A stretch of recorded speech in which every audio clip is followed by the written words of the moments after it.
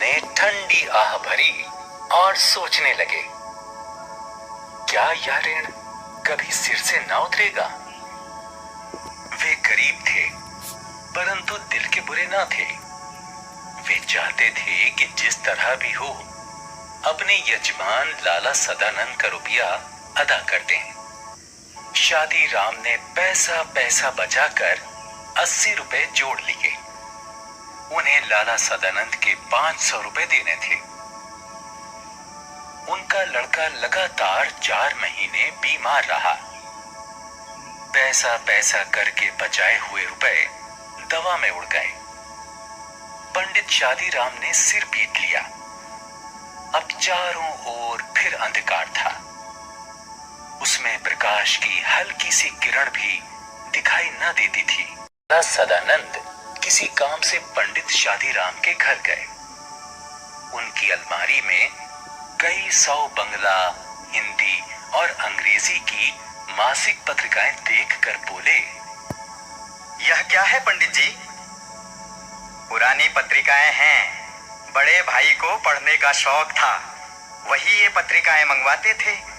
वे जब जीवित थे तो किसी को हाथ न लगाने देते थे। अब इन्हें कीड़े खा रहे हैं, कोई पूछता भी नहीं। रद्दी में क्यों नहीं बेच देते?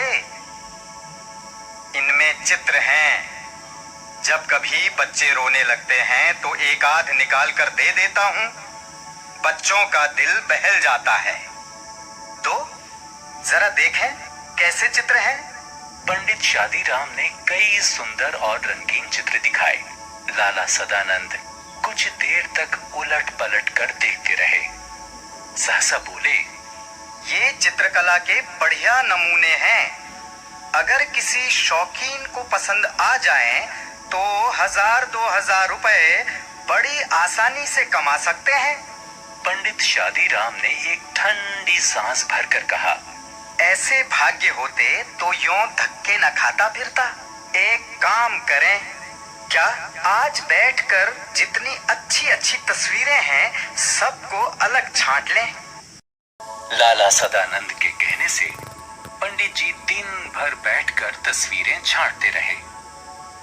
शाम तक 200 बढ़िया चित्र जमा हो गए। उस समय वे उन्हें देखकर स्वयं उछल पड़े। उनके मुख पर आनंद की आभा नाचने लगी। वे उन चित्रों की ओर इस तरह देखते थे मानो उनमें से हर एक में 10-10 के नोट हों। बच्चों को उधर देखने तक न देते थे। वे सफलता के विचार से झूमने लगे थे। लाला सदानंद ने चित्रों को एल्बम में लगवाया और समाचार पत्रों में विज्ञापन दे दिया। कुछ दिन बाद उन्हें जवाब में एक बीमा मिला। पंडित शादी राम के हाथ पैर से ज्यादा उनका दिल कांप रहा था। उन्होंने लिफाफे को खोला और उछल पड़े। उसमें 100-100 के 10 नोट थे। पहले उनके भाग्य ने करवट बदली थी। अब वह पूर्ण रूप से उठकर बैठ गया। पंडित शादी राम सोचने लगे, अगर 2000 रुपए लिख देता तो शायद उतने ही मिल जाते। इस सोच ने उनकी सारी खुशी किरकिरी कर दी। बाद वह लाला सदानंद के पास गए और 500 रुपए सामने रख कर बोले, परमात्मा का धन्यवाद है कि मुझे इस मार से छुटकारा मिला। अपने रुपए संभाल लीजिए। आपने जो दया और सज्जनता दिखाई है उसे मैं मरते दम तक न भूलूंगा। लाला सदानंद ने चुपचाप रुपए रख लिए।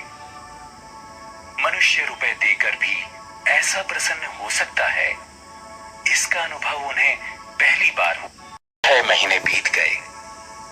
लाला सदानंद बीमार थे। पंडित शादी राम उनके लिए दिन रात माला फिरा करते थे। एक दिन लाला सदानंद चारपाई पर लेटे थे। पास पड़ी चौकी पर पंडित शादी राम बैठे रोगी को भगवत गीता सुना रहे थे। एकाएक लाला सदानंद बेसुध हो गए। पंडित जी ने गीता छोड़ दी और उनके सिरहाने बैठ गए। स्त्री गर्म दूध लेने के लिए बाहर दौड़ी और मां घबराकर बेटे को आवाजें देने लगी। उसी समय पंडित जी को रोगी के सिरहाने के नीचे कोई चुभती हुई चीज जान पड़ी। उन्होंने नीचे हाथ डालकर देखा तो उनके आश्चर्य की सीमा न रही। वह सख्त चीज वही एल्बम थी जिसे किसी सेठ ने नहीं बल्कि स्वयं लाला सदानंद ने खरीद लिया था।